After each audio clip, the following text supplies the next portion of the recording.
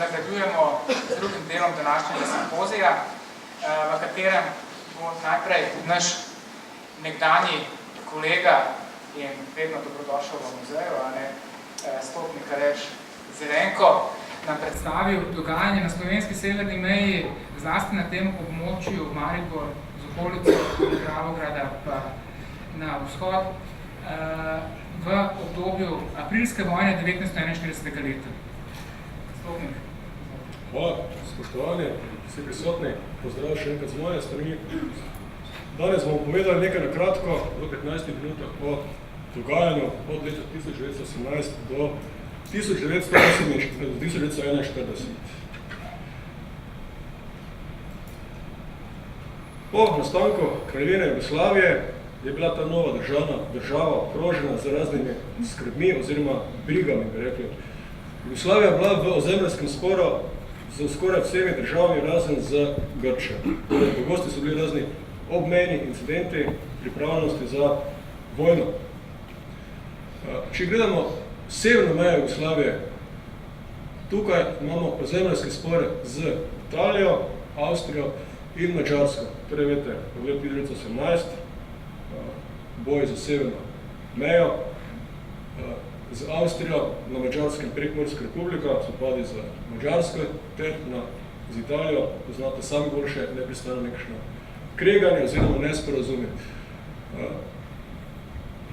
Predvsem Italija je tukaj pomembna za naše daljne pogovore oziroma razlago, in sicer fašisti, Benito Mussolini, Duce, ekspanzionist, doživitev velikega Rima, rimskega imperija, jasno je kazal svoj ekspanzionistične težnje na račun sosednjih držav, med drugim seveda Jugoslavije oziroma območja Slovenije. Jugoslavija ter Italija več ozemljskih sporov, pogosti obmejni incidenti, in Kraljevina oziroma Italija je gradila obmejno obrambno črto nasproti Jugoslavije, tako zvani Alpski zid. Torej, italijanska vojska je imela velik respekt pred vojsko Kraljevine Jugoslavije. Moče celo malo neopravičeno, ampak se je poskušala zaščititi pred morebitnim vdorom jugoslovanske vojske ter istočasno pa omogočiti pogoje za lastno ofenzivo v Jugoslavijo. Vsi poznate te objekte, ki se še vedno nahajajo na območju današnje Slovenije. Jugoslavija je obratno, oziroma na drugi strani, sama gradila terene objekte, in sicer od leta 1935 naprej se je ščitila s tako zvano zahodno fronto, ki je po domače, mi rečemo, Rupnikova linija. Zakaj po generalu Rupniku, več o njem kasneje. Ta črta je pa tudi neuradno dobila na štajerskem in koroškem ime Majstrova linija. Torej, kaj ščitila je severno mejo, nekdanjo mejo, ki je ščitil general Majster, torej med domačini Majstrova linija. Zanimivo je, da marsikdo še danes ne ve, kje so ti objekti, oziroma kaj ti objekti, ki jih imamo vse po Sloveniji, za tisoče objektov, pomenijo. Tudi v naše soseščine so tukaj, recimo Pegasi Gorca, Radvanje, celotna Slovenija je pokrita s temi objekti. Grožnja strani Italije, torej, kaj se je takrat dogajalo? Italija je, smo rekli, imela jasne ekspanzionistične težnje in Avstrija je spadala v njeno interesno sfero. Te je povezana bila tudi z Madžarskom. Stala realna možnost, da bodo vse tri države koordinirano napadle sever Jugoslavije oziroma okupirale Slovenijo. Po izgradnji Rupnikove linije, začetku gradnje Rupnikove linije, leta 1930, je obstala možnost, da bo Italija izvedla obhodni manever in preko Avstrije vdrla v severno Jugoslavije oziroma Slovenijo. Jugoslovanska vojska, nažalost, ni imela časa in sredstva, da bi te območja močneje otrevala, torej govorimo severno mejo z Avstrijo, kajti ni bilo denarja. In pa, kot ste slišali, problemi na vseh mejah. Kako se je jugoslovanska vojska nameravala utrditi na meji z Italijo po vzoru francoske Maginojeve in češke Beneševe črte, torej načeloma bi naj izgledalo nekako tako globoki podzemni objekti, izjemna zaščita, obrambna moč. Rupnikova linija se je gradila z problemi, finančnimi predvsem zelo počasi. Kaj se zgodi 13. marca 1938? Nemčija okupira Avstrijo. Nenadoma se znajde na jugoslovanskih mejah še velika druga ekspansionistična sila, nacistična Nemčija. To je bil za jugoslovansko vojsko oziroma Jugoslavije nekaj vrste šok, česar ni pričakovala. In takoj, že marca 1938, začne utrjevanje slovenske severne meje v stilu polske fortifikacije, leseni bunker. Torej, vidimo Italija, meja z Italijo se utrjuje, ter marca tudi meja z Nemčijo. Takojšnji dekret mejo utrdiči čim prej. Poglejmo, meja z Italijo dolga 290 km, meja z Nemčijo 324 km, ter še tukaj meja z Madžarsko, ki se je nagibala k Trojnemu paktu, oziroma jasno kazala sovražno težnjo do Jugoslavije, 623 km. Torej, stroški za gradnjo Rupnikove črte se morajo porazdeliti, oziroma sredstva se morajo porazdeliti po več področjih. Kaj se je zgodilo na severni meji, oziroma koliko se je utrdilo? Na črti območje severne meje se je razdelilo na več odsekov utrjevanja, torej zahodni, vzhodni, zahodni. In nameravali so utrditi predvsem vse mejne prehode, torej Korensko sedlo, Jezerski vrh, Ljubelj, Holmec, Šentilj, Radgono, Trate itd. Ter potem po globini celotno reko Dravo, desno breg reke Drave, Meže in Slinje, ter po globini potem še Dravinjo, ter dalje po globini še Savo, Savinjo, ampak do tega, nažalost, ni prišlo, kar je zmanjkalo časa. Realizirali so samo to, Drava, Dravinja, Polskava, ter dolina reke Pesnice. To je edini projekt, ki je bil dokončan, dolina reke Pesnice, tako zvane pesniško mostišče. V teoriji bi naj izgledala globina obrambnega položaja tako, v praksi ni bilo ne časa, ne denarja. To, kar je jugoslovanska vojska zgradila, je bilo samo nekaj na pol, temu rekli, na pol. General Rupnik je bil vodja utrjevanja, eden izmed najbolj sposobnih Slovencev, edini Slovenec, ki je dosegel čin divizijskega generala v jugoslovanski kraljevi vojski, ter ne bi verjeli tudi polkovnik Dragoljub Draža Mihajlović, ki je sodeloval pri utrjevanju Slovenije. Nekaj posnetkov z tistega časa, to je iz Rave na Koroškem, Možica, predvsem ti konički so bili znani, bosansko-grdski konje, in to je potem to, kar smo rekli, da so uspešno bolj ali manj dokončali. Uspešno je relativno, kajti na marsikatero objektu ni bilo vrat, ni bilo pečke, ni bilo postelj. Torej, vidimo, kaj se je dogajalo. Rekli smo sovražnik Italija, Nemčija, Albanija zasede Italija, Italija zasede Grčija, Madžarska stopi Trojnemu paktu, Romunija stopi Trojnemu paktu in Bolgarija stopi Trojnemu paktu. Jugoslavija obkoljena z vseh strani. Poglejmo še ceno malo, kakšne objekte smo tukaj na tem območju fortifikacijske. Ogromne leopolske fortifikacije, razne jarke, zaklone, lahki utrjeni objekti, torej lahka meteleška gnezda. Klasična meteleška gnezda, debelina betona nekaj pol metra, taki objekti bilo največ, nekaj 325 znanih. Te potem protitankovske gnezda so protitankovske topove,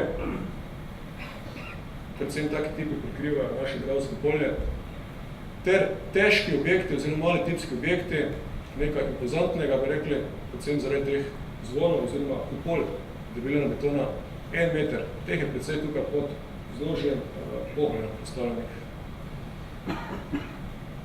Ter ogromno žice, na kilometre žice, armirano-betonskih ježev, ter protitankovskih karkov. Najdaljši protitankovski karek poteka preko Ptuljskega polja, sicer 6 km je dolg, nažalost, že skoraj zasut.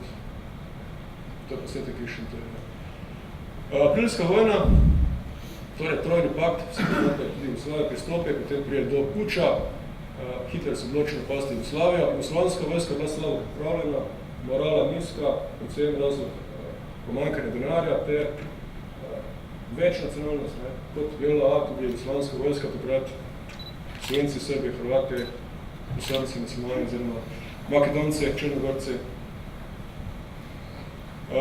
Jugoslavija, oziroma meje Jugoslavije, tam, kjer je bila Rupnikova linija, so pobranile tako zvane posodkovne enote, oziroma posebne jedinice, ki so pa sestavljali predvsem rezervisti, lokalce. Torej, Slovenijo so branili domačine, ki so bili doma nekje do 10 km od bunkerja.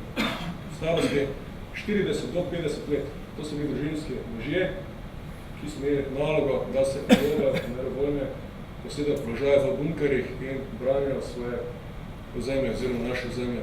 Seveda bila motivacija relativno nizka. Tudi brata Majsten so sodelovala v bojih za severno mejo, leta 1941 sicer Hrvoj in Rudolf. Hrvoj je bil kapetan, poveljnik posodkovne čete tukaj v Radvanu, bunkerjem. Hrvoj Majsten, Rudolf Majsten je bil pionir v Dravski diviziji. Nemška vojska, kot vete, izkušnje, zasedla Poljsko, Francijo, Belgijo, Nizozemsko, velika sila, nezaustavljiva, bi rekli.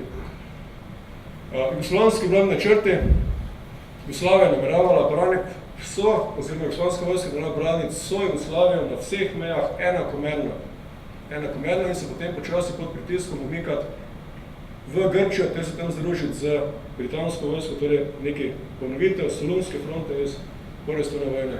Žalost napaka, da so imeli na vseh frontah enako šibke sile. Ni bilo ravno. V Sloveniji so bile najmočnejše sile, namesto da bi bilo ravno tukaj v Makedoniji, da bi ščitile odstop glavnine vojske. Nemška vojska je vsekakor vedela za jugoslavijske črte, ogromno izdaje in je glavni dar izvedla ravno skozi Makedonijo. Iz Bolgarije za Makedonijo, ter Grče te grezala umik jugoslavijske vojske. Obramba severne Slovenije, prva skupina armad, sestavljena 7. in 4. armade, načelnik prve skupine armad je bil general Rupnik, postavljen po razformiranju štaba za utrjevanje. Kaj branilo Slovenija, dejansko enote, Triglavska divizija, Dravska divizija, ter posodkovne enote v bunkerjih. Torej, posodkovne enote so posedali bunkerje, v globini obrambe pa se je mobilizirala Dravska in Triglavska divizija. Torej, Rupnikova linija je imela namen, da zaščiti mobilizacijo, strateški razvoj in koncentracijo operativne vojske. Še enkrat, gre za en posodkovni bred, moči 8000 ljudi, ki je branil mejo od Črne na Koroškem pa do Ormoža. Ostali deli meje so bili bolj neutrjeni. Nemški načrt napada z naglimi prodreti proti Zagrebu, v sodelovanju s Italijani in Madžari. Treba podariti, da na severni meji nemška vojska ni imela kaj dosti oklepnih enot, predvsem pehota, in te enote so bile še v fazi razvoja. Če pogledamo, kaj se dogajalo po posameznih dnevih, najhitro 6. aprila udar nemški iznenadi na mejnih prehodih in zasedba skoraj vseh mejnih prehodov. Jugoslovanska vojska glavnina se še mobilizira, posodkovne enote pa že na položajih. Hudi boji pri Radgoni, Šintelju, Tratah. Zvečer Nemci dosežejo obrambni položaj na reki Pesnice, ter dosedajo vse mejne prehode. 7. aprila Nemci postopno napredujejo, lahko bi šli hitreje, vendar so previdni. Kaj se zdi tega dne? Na Hrvaškem razpade 4. jugoslovanska armada zaradi upora vojakov hrvaške narodnosti. Prije do zloma in nemška vojska z oklepnimi enotami vdari skozi to praznino in obstaja realna nevarnost, da odreže jugoslovansko vojsko v Sloveniji. Zato že 7. aprila jugoslovansko vojsko dobi nalog, da začne z umikom. Torej, neodtaknjeni položaj na reki Dravi ter skoraj kompletno neodtaknjeni položaj na reki Pesnice so počasi opuščani. Jugoslovanska vojska se počasi umika v globino. Čeprav so tukaj Nemce zadržali.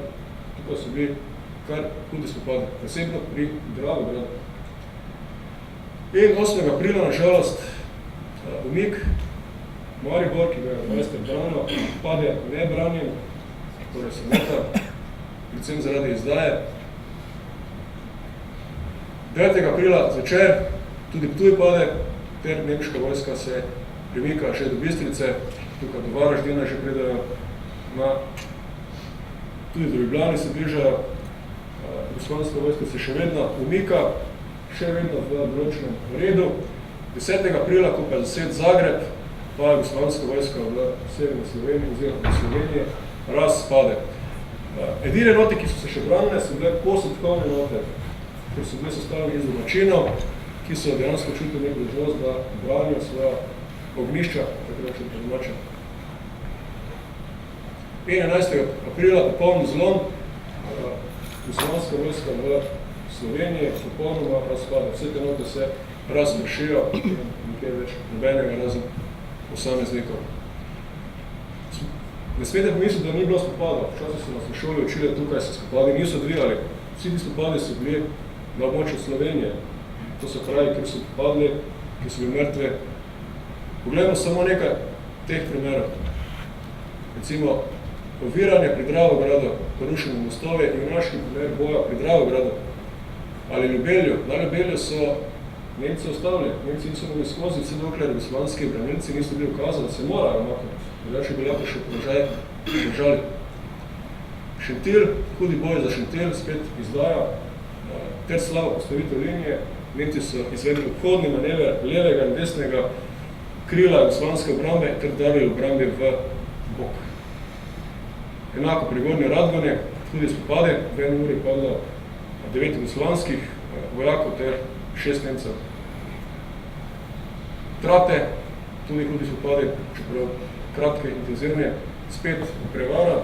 Nemci so se na skrivaj preblekli ter prečkali meja, prerezali žice na mostu, preko reke Mure ter na prepad oziroma na skrivaj zasedli nemške oziroma jugoslavijske položaje.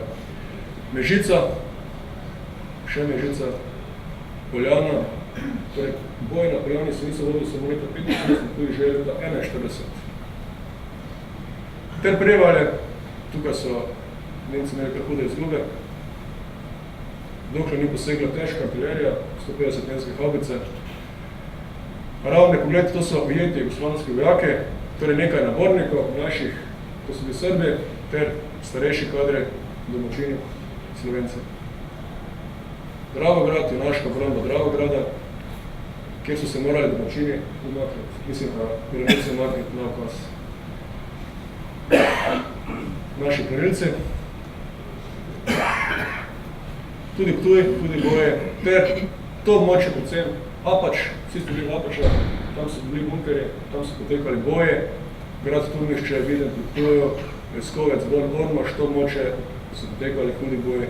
Tudi zadnji dan boja 15. aprila je bil Borut majster ranjen pri Leskovcu, da je poslušal staviti nemško vojsko. In zlom izgube. Nemška stran je imela uradno v celotni aprilski vojni, govorimo o celotni Jugoslaviji, 151 padlih, 392 ranjenih. Vemo, da je od tega v Sloveniji padlo 37 nemških vojakov, čeprav Slovenija samo mali delček Jugoslavije, takrat je bilo tukaj kar dejansko največ boja, čeprav se zdi nenavadno, so se branili vojaki jugoslavijske oziroma naši domačini na Rupnikovi liniji samo v Sloveniji. V ostalih delih Jugoslavije so jih prosto bunkerje zapustili.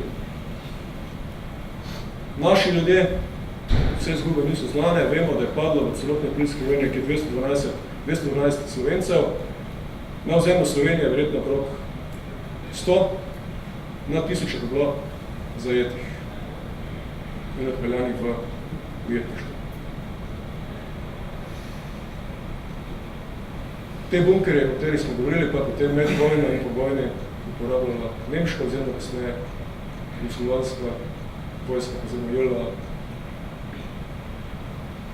Torej, leto 41, boji so bili kratki, vendar intenzivni, nikako ni bilo tukaj malo spopadov in nikako ni bilo pomanjkanja domoljubja, čeprav včasih so nam moče prikazovali ravno nasprotno, tukaj so se spopadi odvijali in je bil na območju Slovenije, je Rupnikova linija izpolnila svoj namen, torej omogočiti mobilizacijo, koncentracijo in razvoj jugoslovanske vojske. Na, seveda, kot zasluga domačinov, rezervistov, starih 40 do 50 let, torej naših domačinov. Hvala.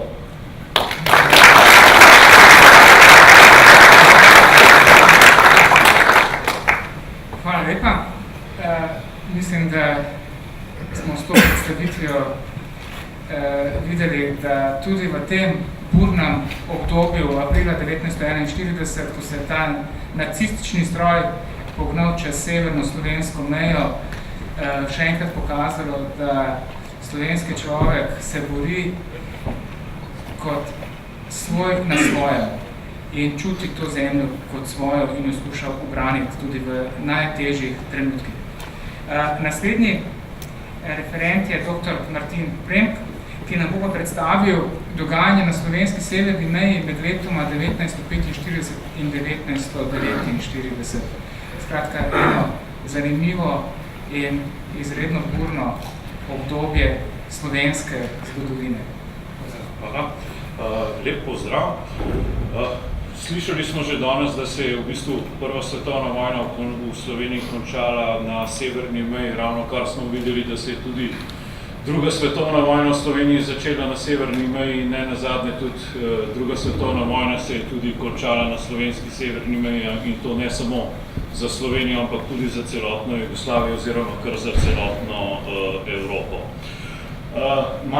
Aprila maja 1945 se je proti Sloveniji je odšlo kar 4 jugoslovanske armade, ena bolgarska armada in ena sovjetska armada, 57. slovenska armada v Prekmurju. Čez Slovenijo se je pa umikala celotna skupina armad nemških oboroženih sil iz jugovzhodne Evrope. Na zahodu se je pa ravno tako v Sloveniji približevala 8. britanska armada. V Sloveniji je bila najprej osvobojena Primorska, 1. maja je bil 45, je bil že osvojen Trst, ampak tudi 4. armada, ki v bistvu ni šla proti severni meji, ampak proti zahodni meji, je po osvoboditvi Trsta del svojih sil poslala na slovensko Koroško, recimo 4. motorizirani odred jugoslovanske armade je celo čez prelaz Vršič z tanki odšel na Koroško in 8. maja pred Ljubljano je slovenska partizanska vojska ukorakala že v Celovec, ravno tako je po 8. maja 1945 v Celovec ukorakala tudi britanska vojska. Boji so se nadaljevali še po kapitulaciji Nemčije. Nemčija je kapitulirala, kot vemo, 8. maja 1945. Treba je povedati tudi to, da je 5. člen kapitulacije navaja, da se vsi, ki ne bojo odložili orožja na ta dan in se bojo bojevali še naprej, da se proti tem ljudem lahko takoj sprejmejo kakršnikoli ukrepi. Vemo pa, da so potem boji na slovenskem ozemlju trajali še vsaj do 15. maja, ko se je zadnji večji boj končal pri Poljani. Na slovenski Koroški so v bistvu proti slovenski Koroški so prodirali vse 3, 1., 2. in 3. armada jugoslovanske vojske in na Koroškem je aktivno se bojevala v zaključnih operacijah tudi 4. operativna cona iz slovenske partizanske vojske. Tako da 8. maja je bil, kot sem že omenil, osvobojen Celovec, že pred končanimi boji po kapitulaciji Italije od 12. do 15. maja so pa v glavni štab jugoslovanske partizanske vojske že prihajale zahteve iz Združenih držav Amerike in Velike Britanije po umiku jugoslovanske vojske iz Koroške. In te grožnje so bile tudi pokrepene z oboroženo silo, grozili so, predvsem angleško vojska je grozila z napadom, z spopadom za partizansko vojsko, tako da je jugoslovanska partizanska vojska 19. maja 1945 začela umik, ki se je končal 24. maja 1945. Vmes je bil pa tudi ustanovljen pokrajinski odbor Osvobodilne fronte za Koroško, ki je potem nadaljeval politični boj na Koroškem, kajti že med vojno je bilo na Koroškem ustanovljenih čez 90 okrajnih odborov Osvobodilne fronte. Tako da v bistvu, če se je takrat končali vojaški boji, so se pa leta 1945 začeli diplomatski boji za slovensko severno mejo, s tem, da so se diplomatski boji za diplomatski spopadi okoli Avstrije vneli že med samo drugo svetovno vojno. Tako da vprašanje Avstrije je bilo na pogajanjih med zavezniki prvič odprto že oktobra 1943, na tretji moskovski konferenci in takrat so zunanji ministri Velike Britanije, Združenih držav Amerike in Sovjetske zveze sprejeli tako imenovano Moskovsko deklaracijo, v kateri so sklenili, da Avstrija ni odgovorna za Anschluss, za priključitev. Avstrija potem bila smatrana tudi za prvo žrtev nacistične Nemčije, ampak da pa je Avstrija odgovorna za sodelovanje v vojni na strani nacistične Nemčije. Nenazadnje tudi general Alexander Ler, ki je bil poveljnik skupine Armat E, ki je bil ujet v Sloveniji maja 1945, ni bil Nemec, ampak je bil Avstrijec. So pa takrat zavezniki sklenili tudi to, da se bo upošteval prispevek, ki ga bo dala Avstrija k zmagi. Vemo pa danes, da je bil to v glavnem prispevek slovenskih partizanov na Koroškem, katerega so pol Avstrijci smatrali za svoj prispevek. Naslednjič so problem Avstrije obravnavali na Jalski konferenci februarja 1945, kjer je Churchill, medtem je bila Evropa že nekako podeljena med velike sile, Avstrijo označil kot bodočo tampon cono med vzhodom in zahodom. To se je dejansko tudi potem zgodilo, in tudi na Jalski konferenci je bila Jugoslavija že opozorjena, da ne sme vojaško spreminjati mej med samo vojno, da se bo o morebitni spremembi mej odločilo na mirovnih konferencah po drugi svetovni vojni, da se to ne sme delati med vojno. In tudi nenazadnje na Jalski konferenci je bil tudi sprejet že sklep, da se vsi državljani, ki so se bojevali v sklopu nacistične Nemčije, vržejo v domače države. To je veljalo tako za Quislinge iz Sovjetske zveze, kot za Quislinge iz Jugoslavije. Po kapitulaciji Nemčije 8. maja so v bistvu zahodne sile dvakrat že posredno priznale meje Avstrije iz leta 1938. Prvič je 12. maja leta 1945 maršal Stalin začasnim sovjetskim oblastem obljubil, da bo Avstrija ostala v mejah iz leta 1938, in tudi julija 1945, ko so si zavezniki Avstrijo razdelili na okupacijske cone, so tudi že upoštevali meje iz leta 1938. Avstrija je bila tako kot Nemčija razdeljena na 4 okupacijske cone, na britansko, ameriško, sovjetsko in francosko, in tudi Dunaj je bil ravno tako kot Berlin razdeljen na 4 okupacijske cone. Vprašanje Avstrije se je nadaljevalo na konferenci v Potsdamu julija in avgusta 1945, ko je bil tam ustanovljen svet zunanjih ministrov Amerike, Britanije, Sovjetske zveze, Francije in Kitajske, ki ne bi pripravljali mirovne konference in se ukvarjal z vsemi vprašanji mirovnih pogodb. Priprave so bile tudi na mirovno konferenco z Avstrijo, pripravljati so začeli tudi mirovno konferenco z Avstrijo in mirovno konferenco z Nemčijo, ampak do teh dveh mirovnih konferenc nikoli ni prišlo. Na pariški mirovni konferenci se je odločilo samo o pogodbah z Italijo, Madžarsko, Romunijo, Bolgarijo in Finsko. In na Potsdamski konferenci so tudi oblikovali začasno vlado v Avstriji. Vprašanje Avstrije se je pa odločilo na konferencah zunanjih ministrov velikih sil Britanije, Francije in Amerike. Na te konference o Avstriji, kot sem že omenil, mirovne konference v Avstriji potem ni bilo. Je bila povabljena tudi Jugoslavija, zunanji ministri Jugoslavije oziroma njihovi poslaniki so sodelovali na teh konferencah. Avstrija je pa bila na teh konferencah samo kot opazovalka. In prva konferenca je bila februarja 1947 v Londonu, slovenski predstavnik je bil Joža Bilfan. Takrat so zunanji ministri sklenili, da bo treba pripraviti pogodbo o demokratični in neodvisni Avstriji. Naš predstavnik Jože Bilfan je pa takrat predstavil maksimalistično spomenico, ki je zahtevala vrnitev približno 2600 kvadratnih kilometrov ozemlja k takratni Jugoslaviji oziroma Sloveniji. Konferenca se je nadaljevala v Moskvi čez par mesecev, marca in aprila 1947. Takrat je Jugoslavijo zastopal podpredsednik takratne vlade Edvard Kardelj. Jugoslovanska stran je ponudila 3 zmanjšane predloge z manjšimi ozemeljskimi zahtevami, ker je hitro videla, da ta maksimalistična spomenica za velikimi ozemeljskimi zahtevami nima podpore. Z njim zahtevala je, če ne drugega, vsaj zaščito pravic slovenske manjšine in avstrijske manjšine in hrvaške manjšine v Avstriji. Jugoslaviji pa je bila takrat na tej drugih konferencih ponujena možnost za plačilo odškodnino v obliki, da Jugoslavija prevzame avstrijsko premoženje v Avstriji. Konferenca se je nadaljevala v Londonu, takrat je bil predstavnik dr. Aleš Bebler. Predstavil je memorandum o mejnem vprašanju, nov memorandum, ki je zahteval vrnitev ne več 2600 km, ampak 680 kvadratnih kilometrov ozemlja in da Avstrija plača tudi vojno odškodnino oziroma reparacije.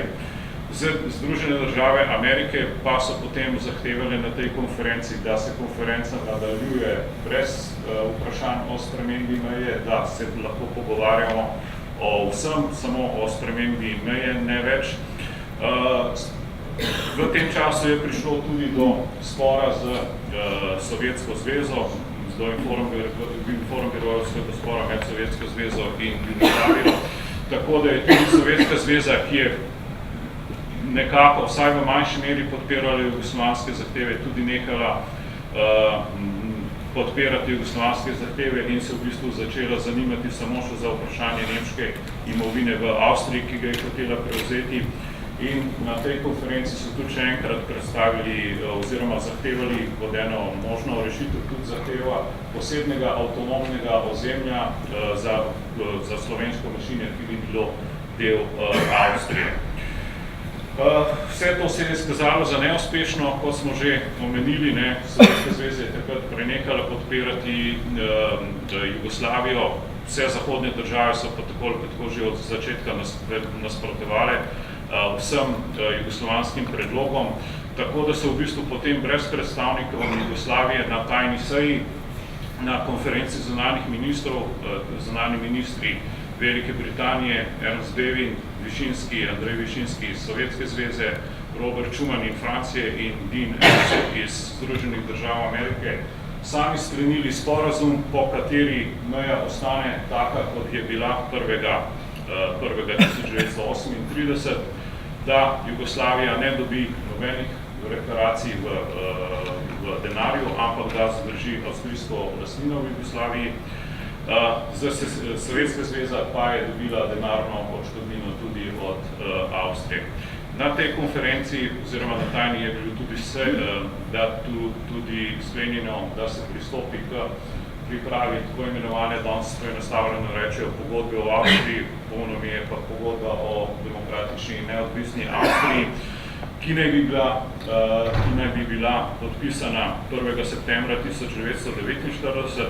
Jugoslavija je pa takrat zahtevala, da se v to pogodbo vnese tudi 7. člen o zaščiti manjšine. Pogodba je bila predvsem zaradi uverjanja Sovjetske zveze, ker govorimo tudi v času od leta 1949 do 1955, ko se je načel tudi problem vzhodne in zahodne Nemčije oziroma ustanovitve zahodne in vzhodne Nemčije. Najnazadnje leta 1953 je prišlo tudi do druge krize z mejami po drugi svetovni vojni, do tržaške krize.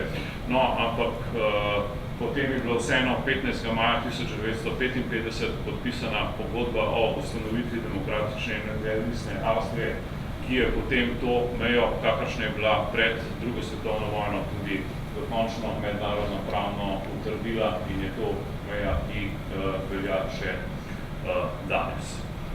Tako da toliko malo o vojaškem in diplomatskem boju o severni meji po drugi svetovni vojni. Zdaj o vojaških spopadih ob koncu druge vojne je v bistvu povedano že kar nekega. Malo bolj je pa pozabljen ta diplomatski del prizadevan za severno mejo, ki se ni zgodil samo po prvi svetovni vojni, ampak tudi po drugi svetovni vojni. Tako da, hvala lepa za pozornost.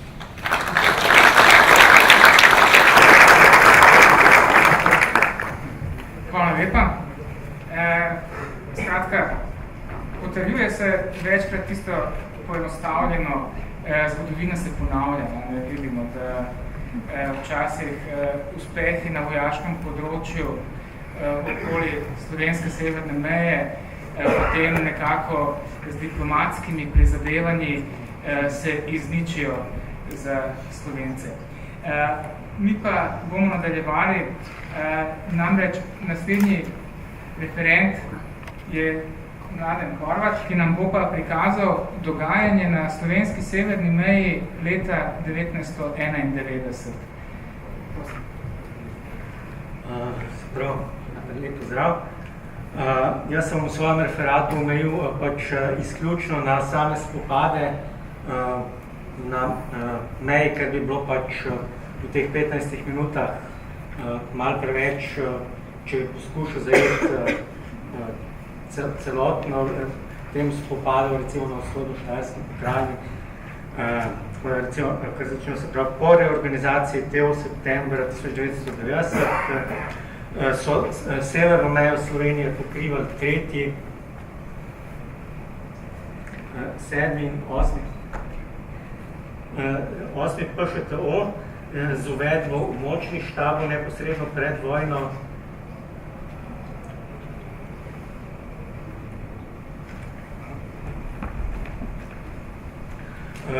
So se pa tukaj potem nahajale enote 31. oziroma Kranjskega območnega štaba teritorialne obrambe, 33. ki je imel sedež v Radovljici,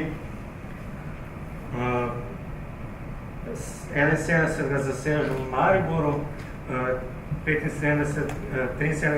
v Ljutomeru, 75. v Murski Soboti, 77. Ptujskega, potem 83. v Slovengradcu in pa 89. Velenjskega območnega štaba.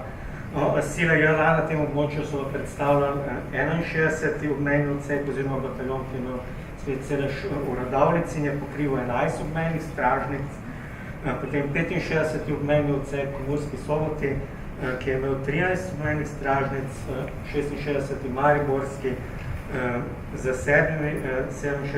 dravogradski, z 15 stražnicami. Sama vojna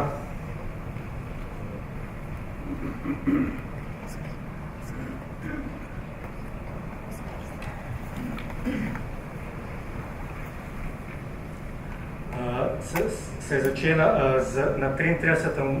območnem štabu. Tukaj se omejil predvsem na spopad pri Karavankah. 27. junija, se pravi, okrepljeni vod planinske čete 345. planinske brigade iz Bohinjske Bele pač dobi nalogo, da zavzame mejna prehoda Karavanke in pa železniški prehod na Jesenicah. In pač ta enota potem skupaj z kolono iz Kranjske vojašnice krene proti meji. Ker pač pri tem niso uspeli priti mimo barikad, ki jih je postavila teritorialna obramba, se del pripadnikov iz vojašnice v Bohinjski Beli vrne nazaj in jih potem z helikopterji prepeljejo na mejni prehod.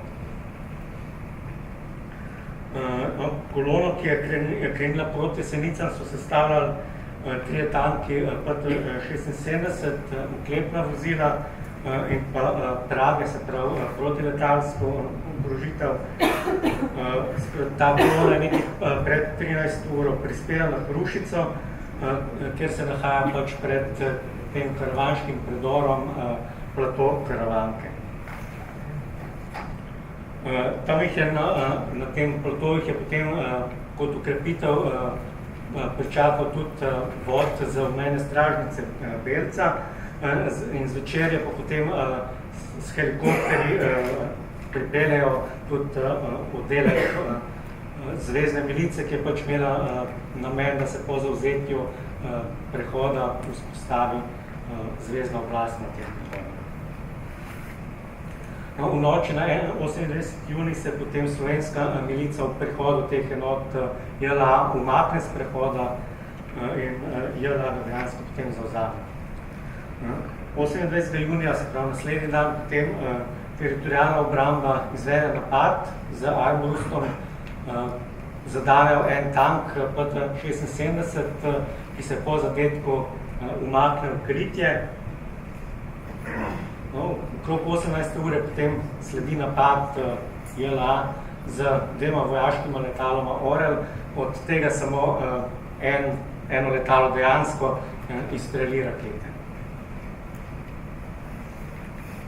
V tem letalskemu napadu potem sledi tudi oborožen spopad. Potem po tem napadu teritorialna obramba zagrozi JLA, da bo sledil minometni napad na plato, zato se začnejo prva pogajanja, v katerih JLA pristane na umik, ampak dejansko s tem umikom zavlačuje, tako da se ne umakne. Zato naslednji dan, se pravi 29. junija, posebna skupina teritorialne obrambe sprejme načrt, s katerim bi z plinskimi sredstvi napadali enoto jugoslovanske armade na prehodu. Se pravi, ta načrt se dejansko tudi izvede, postavijo ta plinska sredstva, pride do eksplozije, ampak pravega učinka dejansko ni bilo, tako da JLA še zmer ostane na položaju.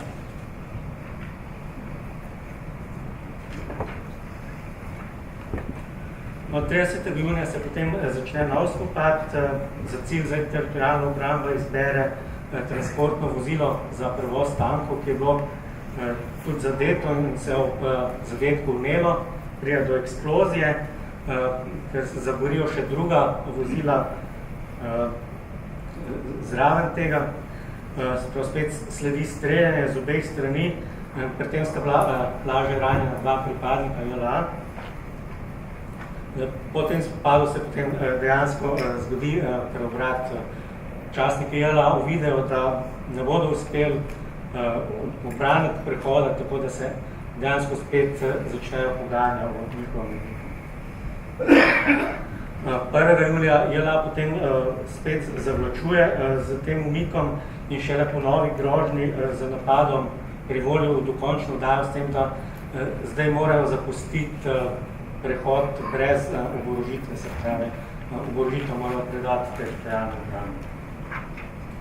Ta umik se potem ob 15:30 tudi dokončno izvrši in s tem teritorialna obramba prevzame mejni prehod, vojska se pa umakne nazaj v Posavje.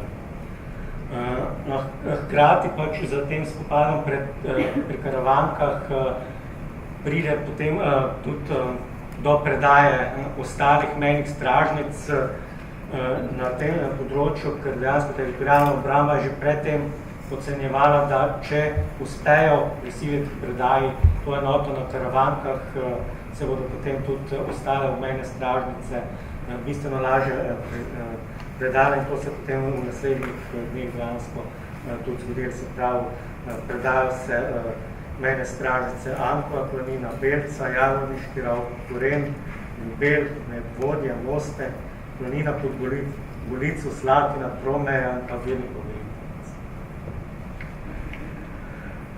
Na območju 7. pokrajinskega štaba oziroma 71. območnega štaba sta bila najpomembnejša spopada na Šentilju in pa Gornji Radgoni.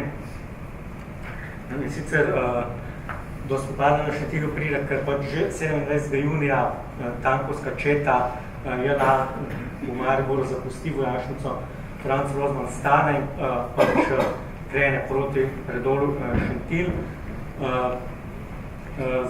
dejansko JLA še predtem pošlje ukrepitve z mejne stražnice Cerša, prvo 200 pripadnikov JLA pride v bližino prehoda na Šentilju, ampak dejansko ne uspejo zavzeti samega mejnega prehoda, ker se slovenska policija ne omakne.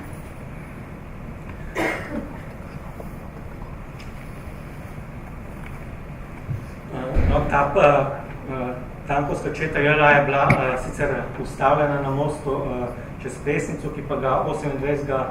junija uspe prečkati in nadaljuje s predorom proti samemu mejnemu prehodu.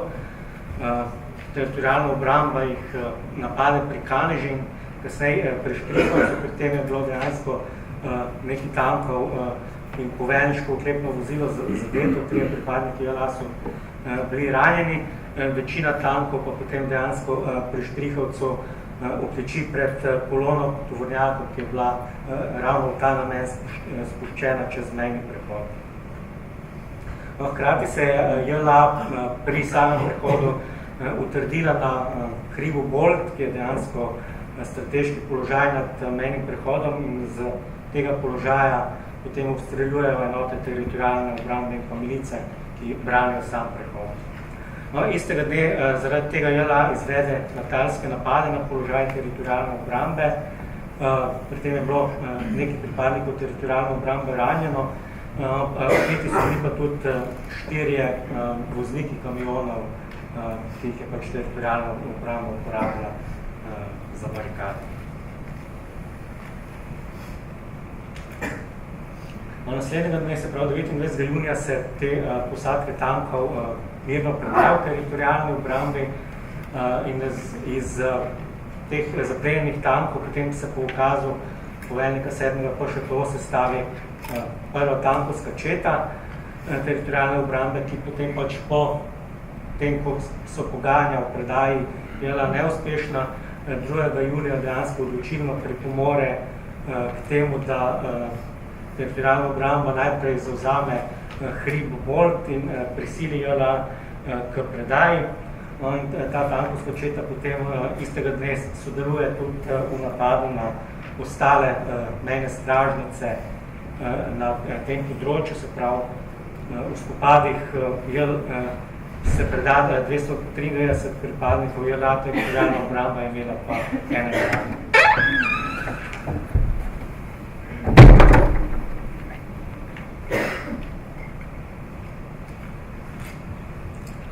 Na 73.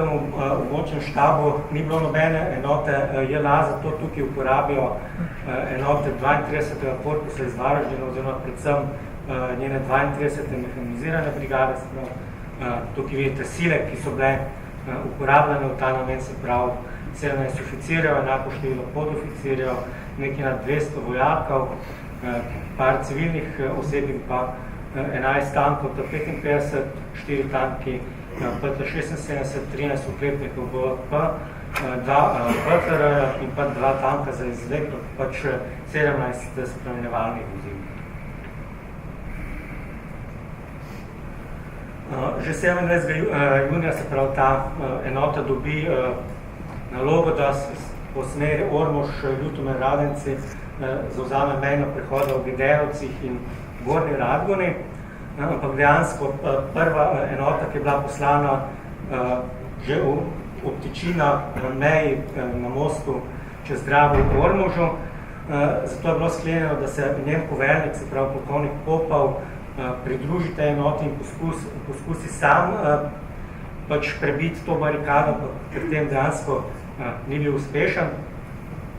Pri Ormožu potem pride do spopada, pri katerem je bil ranjen en pripadnik JLA, dejansko ta oklepna enota potem na mostu obtiči in ne more čez.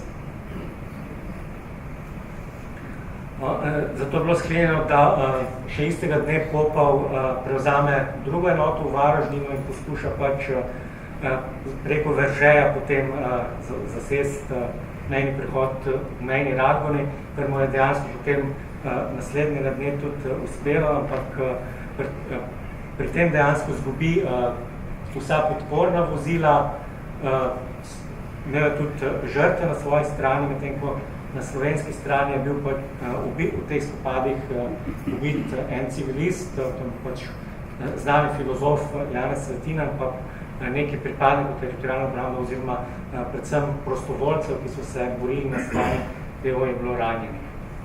No, kljub temu uspehu dejansko to enoto polkovnika Popova teritorialna obramba na mejnem prehodu takoj okoli, tako da so dejansko niso imeli nobene možnosti gibanja. Na prehodu je potem sledilo par dni neuspešnih pogajanj. Popov je predvsem zavračal to, da bi se umaknil ob predaji oborožitve, ker pa slovenska stran ni hotela pristati, da se vojska umakne za celotno oborožitvijo. Potem teritorialna obramba 2. julija dobi ukaz za napad. Do napada prija s tem, ko pač teritorialna obramba izstreli par izstrelkov na tanke na prehodu. Glede na to, da so se kasneje vsi ti tanki v bistvu brez problemov umaknili, je očitno, da ni bilo nobenih izgub. Posadke dejansko takoj odgovorijo z ognjem iz proti letalskih mitraljezov in kasneje še s tankovskim ognjem. Pri tem je bil eden od pripadnikov teritorialne obrambe, ki so sodelovali pri napadu, ki je že ranjen. Med spopadi je bila pa dejansko narejena zelo velika škoda v samem mestu Radgone in med drugim je bil uničen tudi zvonik tamkajšnje cerkve. Med samimi spopadi potem zvečer dve letali bombardirata območje avto Radgone, ampak to je na srečo imeli brez večjih posledic. Hkrati pa posebna enota milice in pa teritorialna obramba napade tudi posadko JLA v stražnici Gornja Radgona, ki se je po krajšem spopadu predala.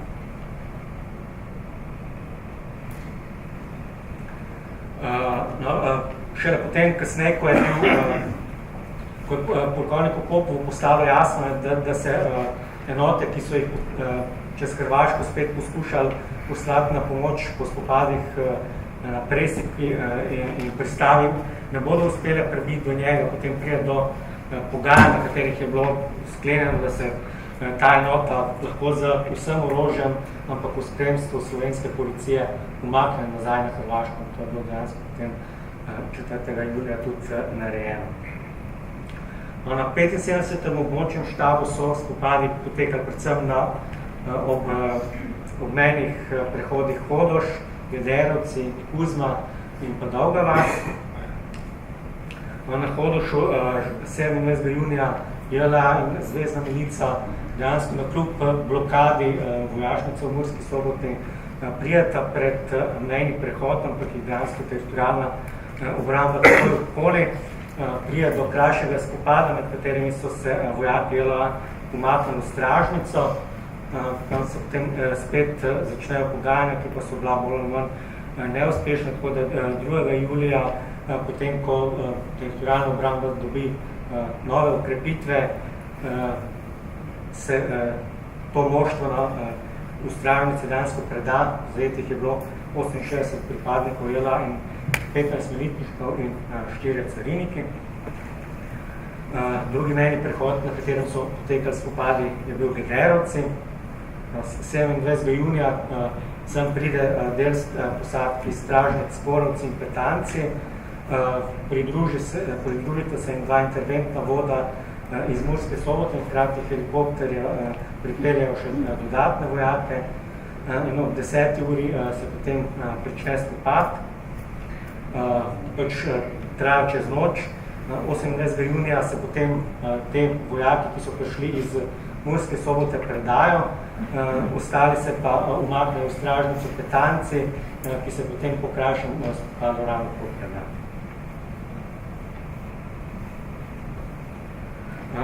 Mejni prehod Kuzmi 27. junija obkoljejo vojaki iz bližnjih stražnic, pravi iz Kuzme, Sotine in Trtkove, hkrati z enoto iz Ptuja, ampak dejansko samega mejnega prehoda ne uspejo zavzeti, ampak jih teritorialna obramba tam okoli. 28. junija potem po nekaj strelih se vojska preda, medtem ko posadka stražnice pa dejansko kljubuje do 2. junija, ko tam v mejni stražnici prije do spopada. To je bil dejansko spopad z edino žrtvo, se pravi, ko je bil ubit poveljnik te mejne stražnice, se preostalih 17 vojakov predal.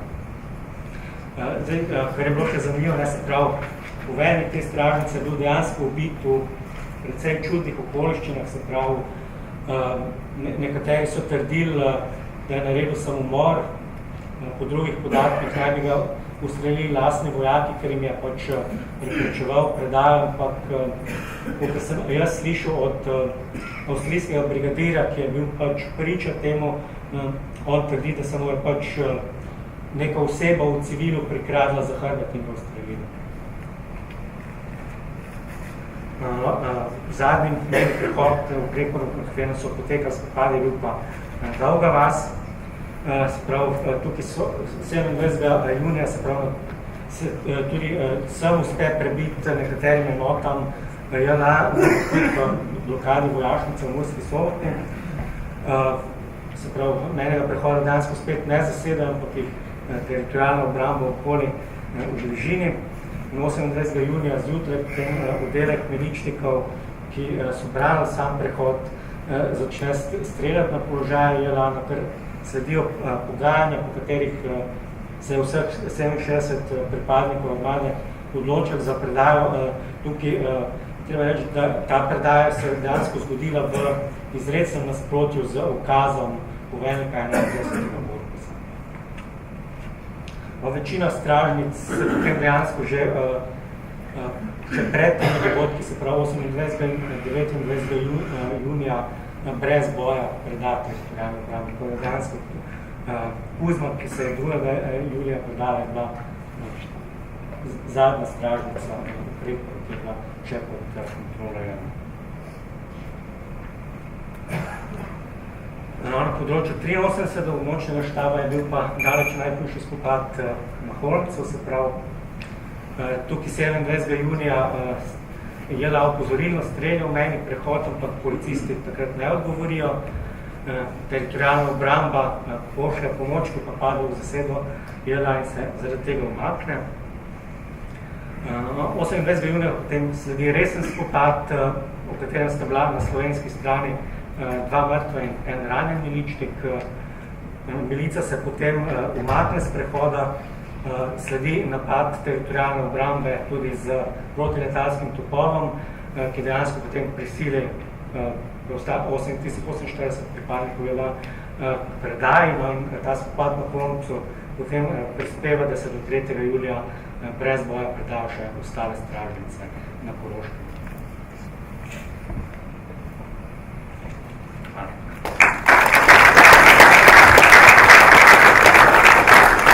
Hvala lepa. Dejansko vidimo, da je izjemna aktivnost vojaška bila na območju severne slovenske meje, tudi leta 1991, da so bile tudi žrtve in da lahko brez kakršnikoli zadržkov oporekamo vsem tistim dvomljivcem in pa tistim, ki trdijo, da je vojna za Slovenijo 1991. leta bila nekakšna operetna vojna in da se nič ni dogajalo v Sloveniji, da je bilo vse dogovorjeno. Naslednji referent je pa Rok Filipčič, ki nam bo nakratko predstavil vključevanje Republike Slovenije v Severnoatlantsko zavezništvo. Lep pozdrav še z moje strani. Kot je že major Markovič omenil, jaz bom nakratko predstavil v bistvu osnovanje Zveze NATO in pa priključevanje Slovenije v to zvezo. Že iz prispevka dr. Premka smo lahko razumeli, da v bistvu med glavnimi zavezniki zmagovite strani v drugi svetovni vojni ni bila taka sloga, kot je mogoče prikazuje ta fotografija.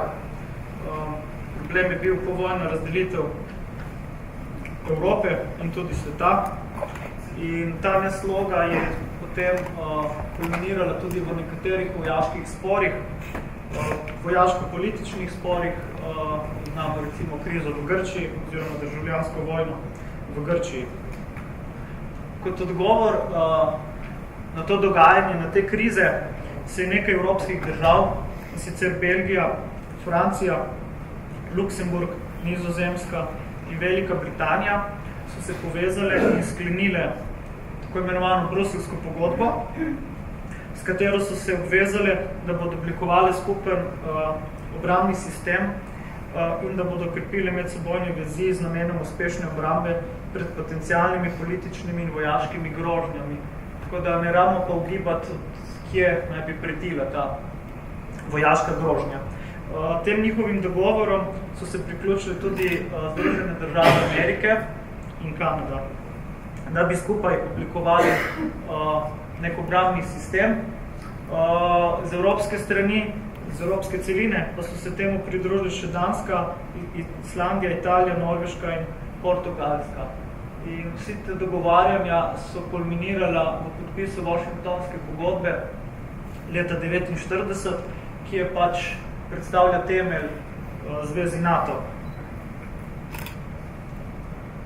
Podpisnice te pogodbe pa so se pravi Belgija, Danska, Francija, Islandija, Italija, Kanada, Luksemburg, Nizozemska, Norveška, Portugalska, Velika Britanija in pa Združene države Amerike. Ustanovne članice Zveze NATO so se obvezale, da bodo oborožen napad na eno izmed članic obravnavali kot napad na celotno zavezništvo. Osnova za to je 5. člen Washingtonske pogodbe, ki pa pravi, da pogodbenice soglašajo, da se oborožen napad na eno ali več pogodbenic v Evropi ali Severni Ameriki šteje za napad na vse pogodbenice in zaradi tega soglašajo, da bo pri takem oboroženem napadu vsako od njih ob uresničevanju pravice do individualne ali kolektivne samoobrambe, ki jo priznava 51. člen ustanovne liste Združenih narodov, pomagala tako napadeni pogodbenici ali pogodbenicam s takojšnjim individualnim in z drugimi pogodbenicami dogovorjenim ukrepanjem, ki se zdi potrebno, tudi z uporabo oborožene sile, da se ponovno vzpostavi in ohranja varnost severnoatlantskega območja. Vsak tak oborožen napad in vsi posledično sprejeti ukrepi se takoj sporočijo varnostnemu svetu. Taki ukrepi prenehajo, ko varnostni svet ukrene vse, kar je potrebno za ponovno vzpostavitev in ohranjanje mednarodnega miru in varnosti. To je Lord Ismay, prvi generalni sekretar Zveze NATO. Do današnjih dni se je Zveza NATO večkrat povečala. Osnova za to pa je 10. člen Washingtonske pogodbe, ki pravi, da pogodbenice lahko soglasnim dogovorom povabijo katerokoli drugo evropsko državo, ki je sposobna podpreti načela in pogodbe, te pogodbe in prispevati k varnosti severnoatlantskega območja.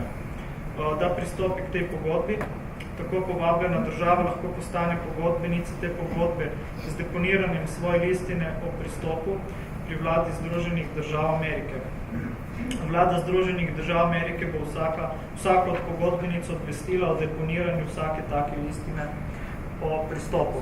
Prva širitev se je zgodila leta 1952, ko so pristopile k Zvezi NATO Grčija, Turčija in Zvezna republika Nemčija. Ko je prišlo do združitev obeh Nemčij v enotno državo, se potem smatralo, da je tale nova Nemčija že članica Zveze NATO. Leta 1982 se je bila pridružena Španija, leta 1999 pa Republika Češka, Madžarska in Poljska. Sedaj pa pogledamo, kako je potekalo priključevanje Slovenije k NATO. Leta 1993 je Državni zbor Republike Slovenije sprejel resolucijo o izhodiščih zasnove nacionalne varnosti. Slovenska vojska je bila opredeljena kot obrambna sila Republike Slovenije, namenjena odvračanju morebitnega napada na Republiko Slovenijo pripravam in izvajanjem vojaške obrambe po zunanji agresiji ali ob drugih nasilnih posegih tujih oboroženih sil zoper Republiko Slovenijo. Leta 1994 so bila sprejeta nekatera dopolnila omenjene resolucije in med drugim je bila tudi takrat izražena volja po priključitvi Republike Slovenije v NATO ter prevzemu pravic in odgovornosti, ki jih zahteva vključevanje v NATO in morebitne druge ekonomske politične povezave. 30. marca 1994 je bila Republika Slovenija pridružena partnerica v partnerstvo za mir in na to isto leto še v Severoatlantski skupščino.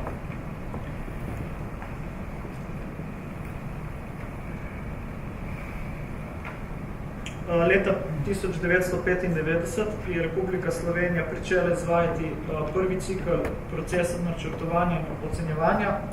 V tem procesu, ki se odvija vsako leto, država predstavi svojo nacionalno obrambno politiko in načrtovanje, določi udeležbo država v mirovnih in humanitarnih operacijah ter opredeli politiko omejevanja širjenja orožja za množično uničevanje. Avgusta leta 1995 so pripadniki Slovenske vojske so se prvič udeležili vaj partnerstva za mir, ki potekle v Združenih državah Amerike. Leta 1996 Slovenija postane polnopravna članica Severnoatlantskega sveta za sodelovanje. 11. aprila 1996 Državni zbor sprejme sklep, ki pravi, da Republika Slovenija želi zagotoviti svoj temeljni varnostni interes v okviru sistema kolektivne obrambe, ki ga omogoča članstvo v NATO. In 17. aprila je pričela z individualnim dialogom z NATO glede priključevanja. Leta 1997 je takratni predsednik Republike Slovenije Milan Kučan podpisal ukaz o ustanovitvi misije Republike Slovenije pri NATO. Aprila je bila sprejeta deklaracija o vključevanju v NATO. Še leto kasneje pa vlada Republike Slovenije predstavi nacionalno strategijo za vstop v NATO. Oktobra Slovenija odpre svoj zračni prostor za prelet zračnih plovil zveze NATO. Istega leta pa v večjem delu Slovenije, predvsem na Dolenjskem, Kozjanskem in v Posavju poteka vaja Cooperative Adventure Exchange 98. Na njej je sodelovalo preko 6000 pripadnikov zveze NATO in pa partnerskih držav. To je bila dotedaj največja vaja izven območij držav članic NATO.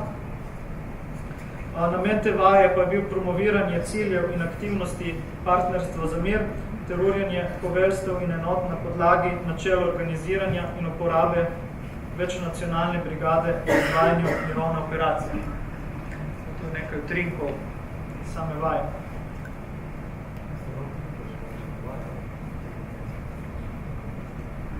Leta 1999 je bil sprejet akcijski načrt za članstvo v NATO. S sprejemom tega letnega programa Republike Slovenije za izvajanje akcijskega načrta za članstvo v NATO se je Slovenija vključila v proces akcijskega načrta za članstvo.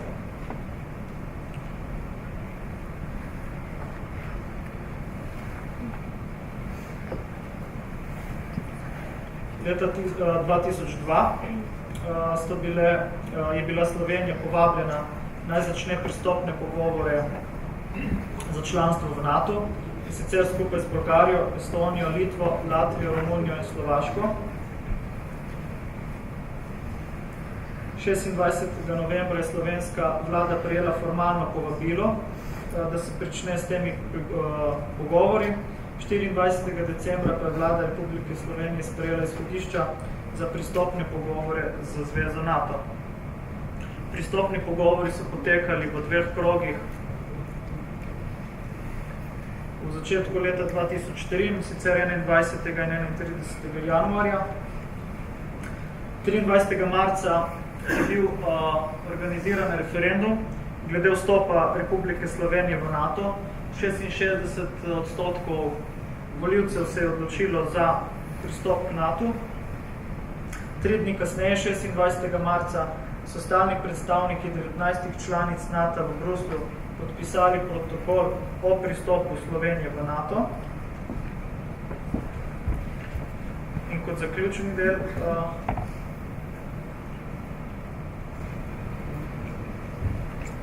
je bil leta 2004 je Državni zbor Republike Slovenije sprejel zakon o ratifikaciji Severnoatlantske pogodbe. Listino o pristopu pa je Slovenija deponirala 29. marca pri depozitarju.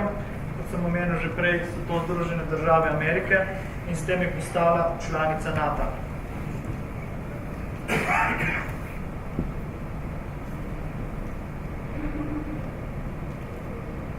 Istega leta kot Slovenija so bile sprejete še Bolgarija, Estonija, Latvija, Litva, Romunija in pa Slovaška.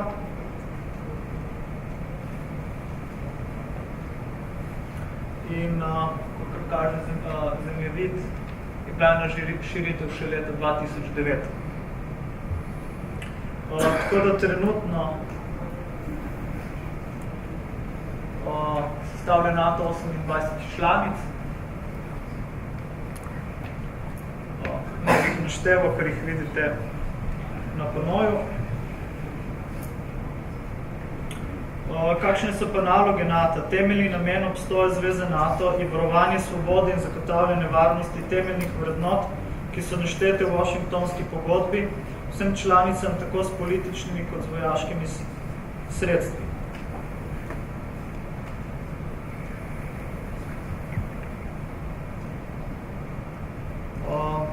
To je dosedanji generalni sekretar Zveze NATO, Anders Fogh Rasmussen. Par dni nazaj je bil sprejet oziroma imenovan nov sekretar, ki bo pa mislim, da šele jeseni prevzel svojo funkcijo. Pred njim je bilo 11 sekretarjev, prvi je bil Lord Ismay, kot sem že omenil, in velja pa pravilo, da je generalni sekretar NATO vedno pripadnik oziroma državljan izmed evropskih članic Zveze NATO. Sedež NATO je v Bruslju in sicer pa ni od samega začetka. Najprej je bil v Parizu, ker je pa Francija zamrznila leta 1966 svoj status zaradi svoje politike glede jedrskega oboroževanja, je bil potem premeščen leta 1967 v Bruselj. Potem bi pa predstavil še Severnoatlantski svet, ki ga sestavljajo stalni predstavniki vseh držav članic, ima politične pristojnosti in moč odločanja. Svet se sestaja tudi na višjih ravneh, kjer sodelujejo ministri za zunanje zadeve, ministri za obrambo ali pa potrebi tudi predsedniki vlad. Predstavnik Slovenije v Severnoatlantskem svetu je veleposlanik Andrej Benedejčič in pa potem še vojaški odbor, ki je odgovoren za to, da NATO-vim političnim organom priporoča ukrepe, za katere meni, da so potrebni v okviru skupne obrambe NATO-vega ozemlja. Njegova glavna vloga je usmerjati in svetovati pri vojaški politiki in strategiji. Vsakodnevno delo vojaškega odbora upravljajo vojaški predstavniki, ki delujejo v imenu načelnikov obrambnih štabov. Vojaški odbor v zasedbi načelnikov štabov se običajno sestane 3-krat letno in predstavnik Slovenske vojske oziroma Republike Slovenije v vojaškem odboru pa je generalmajor Alen Geder. Tako da, to bi bilo to z moje strani. Najlepša hvala za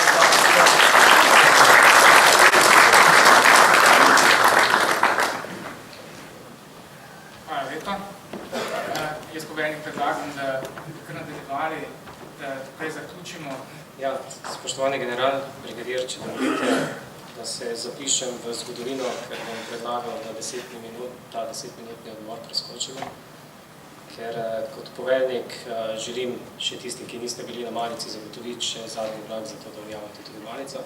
Tako da vas vse vabim še k razpravi, oziroma če bi želel kdo karkoli dodati.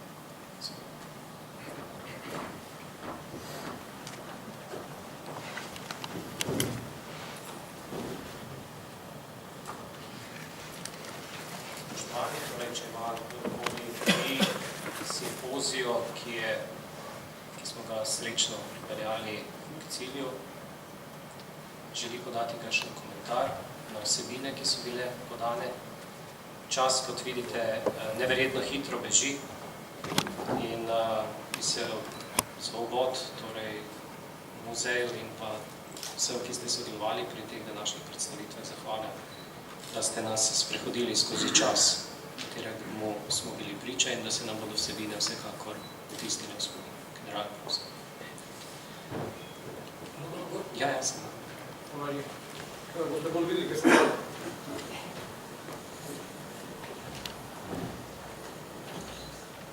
Lep pozdrav vsem skupaj v imenu Zveze slovenskih častnikov, to organizacijo, ki jo ponovem predstavljam. Najprej bi se želel zahvaliti za povabilo in priložnost, da sem vas danes tukaj imel priliko poslušati. Posebej zahvala seveda gre poveljniku Centra vojaškega športmagistra, polkovniku Arturju Vrečerju in načelniku Vojaškega muzeja Slovenske vojske.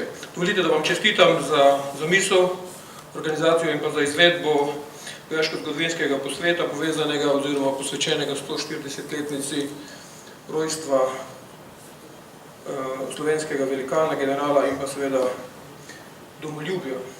Kaj nam generalmajster pomeni v Slovenski vojski, smo razpravljali in govorili že velikokrat, tudi sam sem o tem govoril na posvetu, ki je bil leta 2010 v Zavrču, pa bi danes teh zadev ne bi želel ponavljati. Želel pa dodati vendarle, če mi dovolite, eno malenkost k razumevanju majstrovih dejanj, njegovega prispevka k slovenski vojaški zgodovini. Majstrova dejanja mi danes vojaški zgodovinarji ocenjujemo kot zelo domoljubna, zelo pogumna, zelo vizionarska. Bila so tudi zelo politična. Imela so zelo pomembne politične učinke in poleg tega, da je bil oseba, ki je uresničeval določeno politično vizijo, je pomagal tudi kreirati. To je posebnost, to je mogoče tudi razlika med vojaki in generali danes in iz tistih obdobij. Majster je imel prednost ali pa njegova vrednost je v tem, ker je znal videti naprej. Poskušamo to potrditi z enim podatkom oziroma z eno zadevo. On je bil imenovan 1. novembra 1918 na to dolžnost. Kapitulacijo so podpisali praktično 10 dni pozneje. Slovenska država, prva, oziroma država Srbo-Hrvatov in Slovencev je bila ustanovljena praktično 12 dni prej, preden je bila ustanovljena Avstrijska republika. Torej, tisti fantje in tisti ljudje, ki so bili okrog majstora in drugih, so pravzaprav ob koncu, ko se je razpadala monarhija ali pa ko so se razpadala cesarstva, ker ni šlo samo za monarhijo, ampak tudi še za drugo cesarstvo, so videli, da pravzaprav vendar je treba ohraniti svojo nacionalno identiteto in da bo treba najbrž oblikovati nacionalne države, v katerih so velikokrat predtem v večnacionalni skupnosti velikokrat tudi sanjali. To govorim zaradi tega, ker želim poudariti nekaj, kar se je pravzaprav pozneje majstrom in majstrovim borcem ne štelo v zahvalo, ampak jih je kaznovalo. Dobrih 70 let je majster in njegovi borci so bili potisnjeni v ozadje oziroma na stran.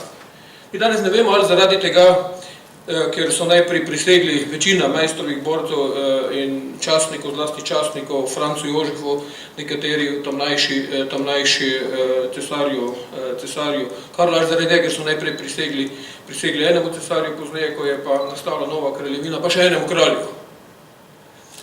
Tisti, ki so prisegli Francu Jožefu, so imeli najbrž malo lažjo, bi so rekli, situacijo leta 1918, ker Franceta ni bilo več, Karl jih je pa predtem odvezal zaveze po prisegi, ampak vendarle so jih častniki iz preostalega dela Jugoslavije najbrž gledali ob strani. Mi smo zelo podobno situacijo imeli tudi leta 1991, ko smo z različnih zornih kotov gledali častnike, ki so pravzaprav ostali brez domovine, bili so pa po srcu domoljubi in pa so želeli prispevati k obrambi domovine. To je ena posebnost. Druga posebnost, ki jo pa želim pri tem izpostaviti, pa se mi zdi tudi pomembna, je pa povezana pravzaprav z tem.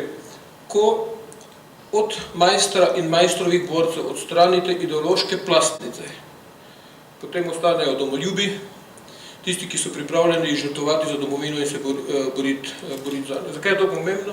To je pomembno zaradi razumevanja, tako kot je brigadir Pograjc povedal, vseh treh generacij pripadnikov Slovenske vojske, pisano ali z malo ali z veliko, torej tistih iz leta 1918 in 19, tistih od 41 do 45, pa tudi tistih iz leta 90, 91 in da naštevam naprej. Torej, to, kar je pomembno za bodoče slovenske častnike, je tisto, kar častniki, podčastniki, pravzaprav vojaki, tudi profesionalni, nosijo v sebi. To je razumevanje domovine, pripadnost tej domovini, domoljubje in seveda pogum ter pripravljenost za obrambo oziroma za bojevanje. In kot strani še ideološke plastnice, to običajno prinese zgodovinska distanca, je ta čista vrednota, ki jo nosijo, tile zelo pomembna. Mi bomo del tega, najbrž zlasti za drugo in za tretjo generacijo, pri tretji generaciji smatram tiste, kjer smo mi udeleženi, morali še doseči. Toliko o tem. Majster, če bi vas danes poslušal, bi gotovo bil ponosen na vas, kako gledate zlasti na tisti del njegove zgodovine. Jaz imam priložnost, oziroma sem imel priložnost ocenjevati, kako gledate na tisti del zgodovine, ki smo jo mi sami poskušali oblikovati. Dovolite, samo dva stavka, gospodu Zelenku se zahvaljujem. Za slajd je naenkrat bom prosil za par minut, da bo prediskutirala, ker sem gotovo, da pravzaprav sistem obrambe Jugoslavije bil še iz one prejšnje, torej iz plana R41 je bil podoben in je veljal do leta 1979. General Rožanc je na armiški strani leta 1979 odločil, da se Jugoslavija v primeru napada z NATO ne bo branila več na Dravi, ampak se bo branila gor na Goričkem. V obeh primerih, torej če pride iz vzhoda in zahoda, in takrat smo na vaji Mura 81 začeli braniti Jugoslavijo še takrat, ali pa Slovenijo, če štejemo v možnem pomenu, čisto zgore na meji, in to je potem veljalo 10 let. In so nam pomagali zaradi tega, ker smo spoznavali tudi tisti del domovine, ki je do takrat pravzaprav nihče ni hotel ali pa razmišljal, da je potrebno braniti. Zdaj vidim, da v nekaterih vajah ponovno greste na Muro. Dovolite, da vas upozorim, da je to 35 ali pa 40 km preveč stran, čeprav je to lahko samo danes vaja, ker je takšna ogroženost in grožnje ni več. Kar pa zajema drugi del poslanstva, ki ga imate, in dovolite, da vam spomni še na to, o tem je govoril gospod Horvat, o primeru Kuzme. Tukaj imate idealno priliko, da tragedijo, ki se je zgodila v Kuzmi, da jo preverite in jo zapišete tako, da boste imeli pravo zgodovinsko resnico. Stotnika Stojanoviča, stotnika JLA, je v Kuzmi ustrelil snajperist teritorialne obrambe. Živ je poveljnik, stotnik je mrtev, živ je podpolkovnik teritorialne obrambe oziroma Slovenske vojske na naši strani, ki je bil takrat na naši strani. Nesrečo ali pa posebnost tega ste imeli o tem, da spopada tako stotnik Stojanovič na armiški strani kot častnik teritorialne obrambe takrat, ki je bil pozneje častnik Slovenske vojske, sta bila poročena z sestrama. Torej, verjamem, da boste ta del uspeli še raziskati in tako prispevali k ohranitvi, bi se rekli, tudi resnice, zgodovinske resnice, ki je za zgodovinopisje še kako pomembna. Se opravičujem, sem bil malo predolg in hvala za vaše poslušanje.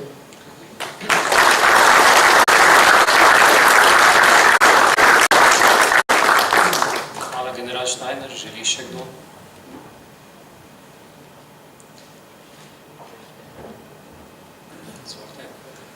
Prav, Miran Fišer. Jaz sem imel vtis, da je možna rdeča črta čez današnje predstavitve lahko tudi v tem, da smo v nekem obdobju slovenski vojaki uspešni, da smo odločni, srčni, potem pa nas nekdo izigra. Možno bi to bilo preveriti, če še enkrat pogledamo to, kar smo danes poslušali, pa vendar jaz verjamem, da zdaj, ko smo imeli priložnost slišati tudi nastajanje zavezništva NATO in vključevanje Slovenije, je mogoče nekaj stavkov in povratno osebnih zajemkov vse bilo uporabljenih v tem smislu, da se je Slovenija vključevala in tako dalje. Če smo v prispevkih iz prejšnjih obdobij znali povedati, kje in kako se je neki prispevek končal tudi z imeni, tudi s konkretnimi dogodki, je potrebno reči, da v obdobju, ki nam je zdaj pa seveda še ni zgodovina, zelo blizu, da smo Slovenci z vstopom v NATO po vojaški plati zelo okrepili svoje pozicije, dali smo izjemno pomembne častnike in poveljnike, ne samo predstavnike, poveljnike na Bodokolju. Brigadir Pograjc, ki je danes z nami tukaj, je bil izjemno pomemben poveljniški kader, če smemo uporabiti ta izraz, in jaz sem prepričan, da vključevanje Slovenije, slovenske vojske v zavezništvo NATO nima enakih predznakov in pa enakih poti, kot je imelo vključevanje v Kraljevo vojsko, kjer so borci za severno mejo bili razvrednoteno tudi po letu 1945, ko so se partizanski častniki iz slovenske vojske vključevali v jugoslovansko vojsko, pa doživljali takšne in drugačne tragedije. Zdaj imamo priložnost spoznati, da smo šli po pravi poti in da smo tisto, kar je dediščina generala Maestra in borcev za severno mejo, zdaj utrdili. S tem, da je potrebno zgodbo popolniti tudi z, bom rekel, prispevkom slovenskih častnikov in pa seveda tudi enot slovenske vojske, ki sodelujejo v enotah, ki so znotraj zavezništva NATO, in uspehov ter zelo dobrih ocen o tem ne manjka in jaz bi bil velik zagovornik tega, da to tudi v takšnih simpozijih znamo zelo glasno povedati. Slovenci znamo zapeti žalostne pesmi, ko smo v družbi, prav pa je, da o vojaških junaštvih povemo odločno in glasno po vsaki priložnosti, ker verjamem, da se to slovenski vojaki tudi in pa seveda častniki, generali tudi zaslužijo. Hvala, polkovnik Fišer. Še polkovnik Anžel.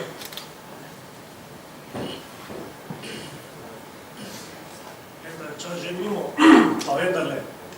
Danes je v Sloveniji, kljub vsemu, kar smo danes slišali, kar smo doživeli, še zmeraj biti težko domoljub.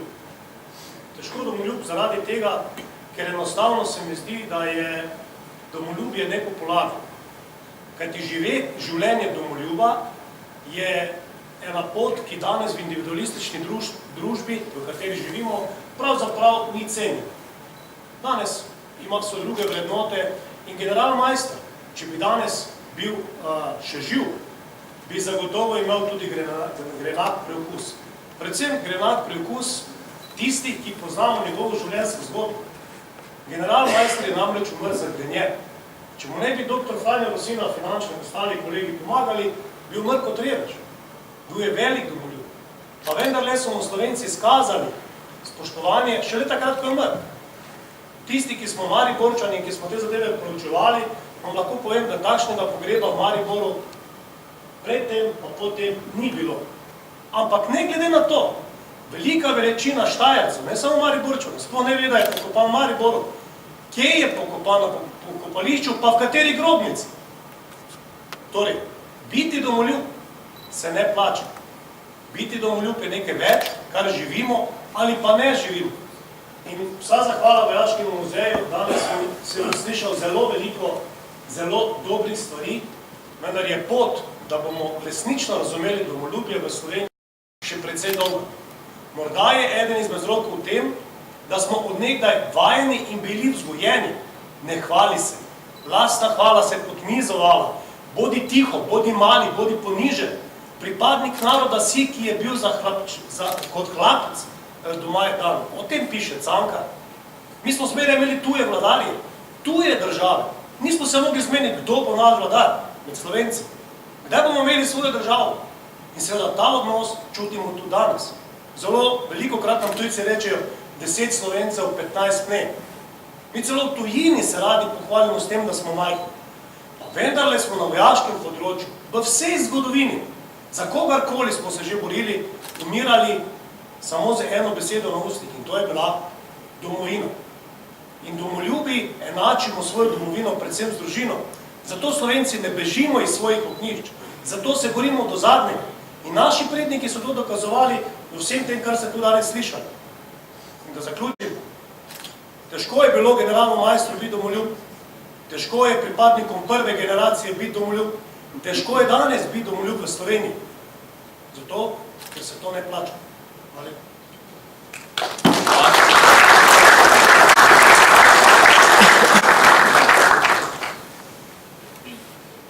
Če ni več, bi v tej priložnosti se zahvalil vsem razpravljavcem, ki ste pripomogli tudi k izredno lepemu in plodnemu zaključku današnjega simpozija. Vsem, ki ste bili tukaj prisotni, se zahvalim za vašo udeležbo.